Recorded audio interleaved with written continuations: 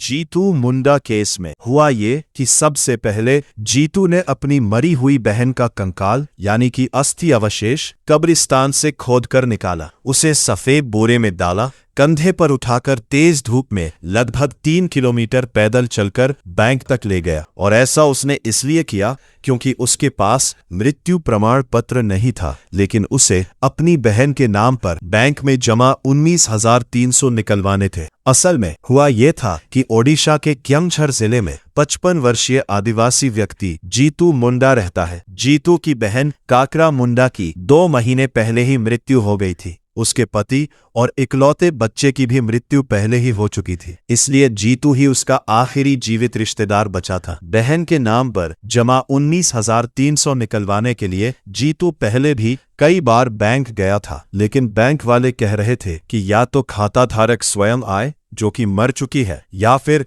मृत्यु प्रमाण पत्र लाया जाए। अब जीतू एक अनपढ़ आदिवासी आदमी था, उसे ना तो कागजी प्रक्रिया की समझ थी, ना ही बैंक वालों ने उसे ठीक से समझाया कि ये प्रमाण पत्र कहाँ से बनेगा, किस अधिकारी से मिलना होगा और इसकी प्रक्रिया क्या है। वो बेचारा कई चक्कर लगाने के बाद भी हर बार खाली हाथ लौट आया। आखिरकार उसके मन में एक ही बात आई और उसी सोच के साथ वो सीधे श्मशान पहुंच गया। उसने अपनी बहन की कब्र खोदी, कंकाल को बोरी जैसे कपड़े में बांधा और तेज धूप में पैदल बैंक की ओर निकल पड़ा। उसके पास वही एकमात्र प्रत्यक्ष प्रमाण था कि उसकी बहन अब इस दुनिया में नहीं रही। यहाँ असली सवाल यह है कि ग्रामीण बैंक आखिर बनाए किस लिए गए थे। उनका उद्देश्य तो यही था कि गरीब आदिवासी और अनपढ़ लोगों तक बैंकिंग सेवाएं पहुंचाई जाए, लेकिन अगर वही बैंक अपने सबसे कमजोर ग्राहक को इतना भी नहीं समझा सके कि भैया तहसील जाओ, सरपंच से मिलो,